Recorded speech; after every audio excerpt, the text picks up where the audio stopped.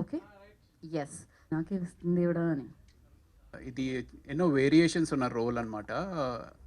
సినిమాకి, ఈ కథకి చాలా క్రూషియల్ ఈ క్యారెక్టర్.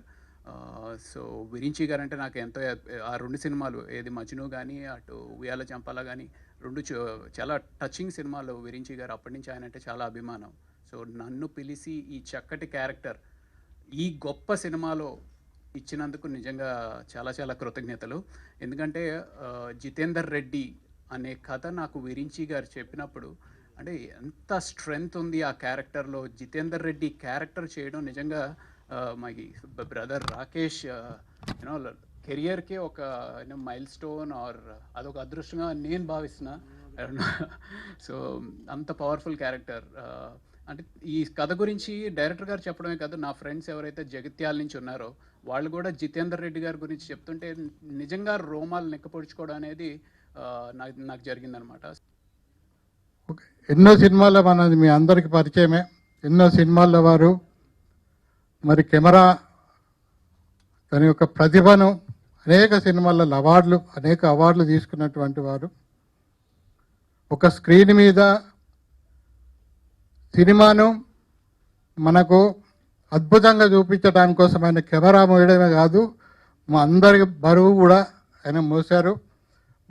మాకు ఎక్స్పీరియన్స్ లేకుంటే తన యొక్క ఎక్స్పీరియన్స్ను, తన యొక్క అనుభవాన్ని మాకు పంచి మా వెనుక తను ఉన్నారు. వారికి కూడా ఈ సందర్భంగా థ్యాంక్ యూ చెప్తున్నాను. అదేవిధంగా అనేక మంది మరి జితేందర్ రెడ్డి క్యారెక్టర్ గురించి చాలామందికి అంటే ఏంటి జితేందర్ రెడ్డి క్యారెక్టర్ అనేది అందరికి కూడా ఒక ఇంతియాజం ఉంది.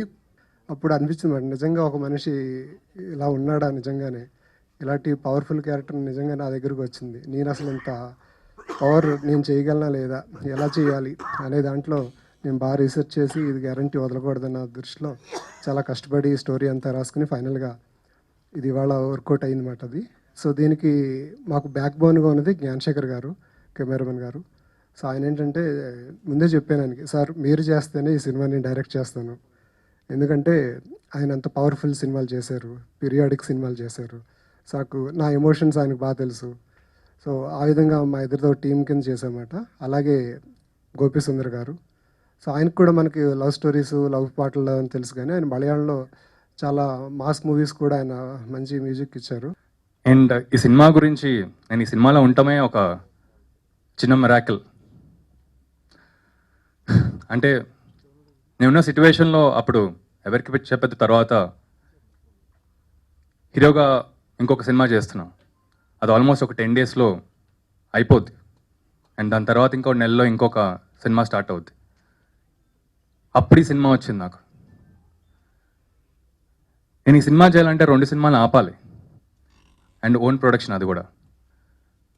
సో ఇలాంటి టఫ్ సిచ్యువేషన్లో వెళ్ళి నేను మా ఎగ్జిక్యూటివ్ ప్రొడ్యూసర్ కేతన్తో వెళ్ళి నో చెప్పేద్దాం కేతన్, ఇది కరెక్ట్ కూడా కాదు అంటే ఆడిషన్ ఇచ్చా అప్పటికి.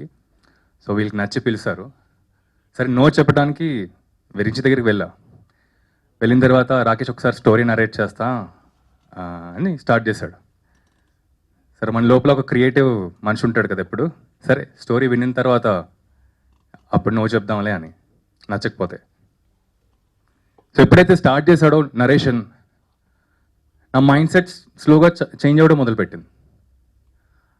ఆ 1980s ఉన్న వరల్డ్, అక్కడ జరిగే ఇన్సిడెన్సెస్, క్యారెక్టర్స్, జితేందర్ రెడ్డి గారితో పాటు ఇంకా గొప్ప గొప్ప క్యారెక్టర్స్, ఇంత పెద్ద క్యాన్వాస్లో అసలు ఆ సినిమా అవుతుందా అని ఎప్పుడైతే ఇంటర్వెల్ వచ్చిందో ఈ సినిమాలోనే ఉంటే బాగుంటుందేమో అనిపించింది.